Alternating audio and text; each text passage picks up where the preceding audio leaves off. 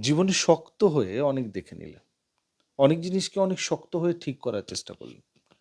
আর শেষমেশে গিয়ে যে হিসেব নিকেশটা নিয়ে বসেছেন, এটাতে দেখলেন কি? যে শক্ত হয়ে কিন্তু সমস্যার সমাধান হলো না।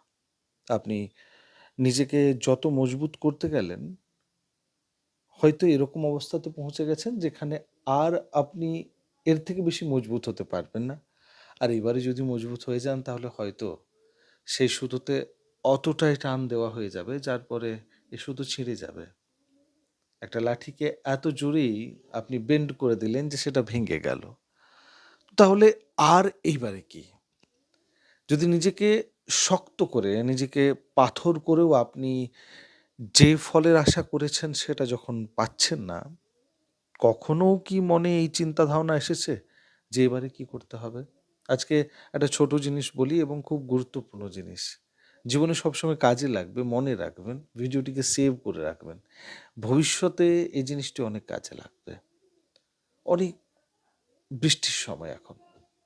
অনেক ঝড় আসছে, জল পড়ছে, হাওয়া চলছে।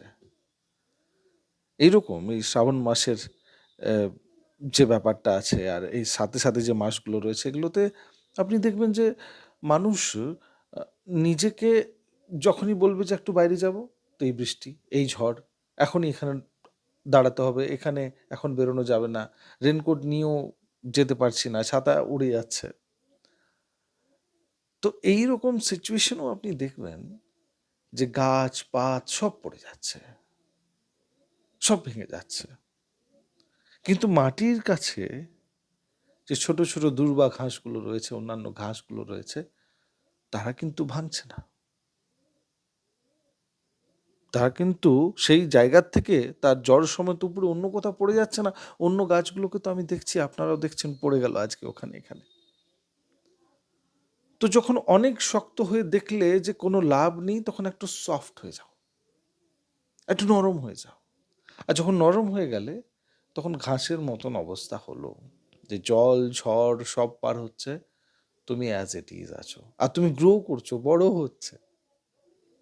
তো উন্নতি বা জীবনে কিছু প্রাপ্তি, প্রেমের ক্ষেত্রে, ক্যারিয়ারের ক্ষেত্রে, মানসিকভাবে নিজেকে মজবুত করা বলুন, আধ্যাত্মিকভাবে নিজেকে শক্তিশালী করা বলুন, যখন শক্ত হয়ে দেখলেন যে আর এর থেকে বেশি হতে পারবো না, তখন এবার একটু নরম হওয়ার প্রয়োজন আছে।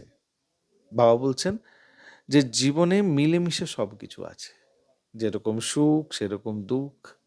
তো এইসব জিনিসগুলোকে যদি আমাকে সব জিনিসের সম্মান দিতে হবে, সব জিনিসের যদি স্বাদ নিতে হবে, তাহলে আমাকেও আমার মধ্যে একটু শক্তের ভাব, একটু নরমের ভাবকেও আপন করতে হবে।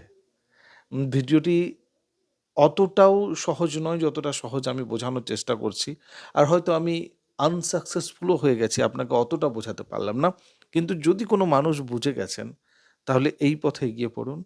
আপনার জীবনে মঙ্গল অবশ্যই হবে।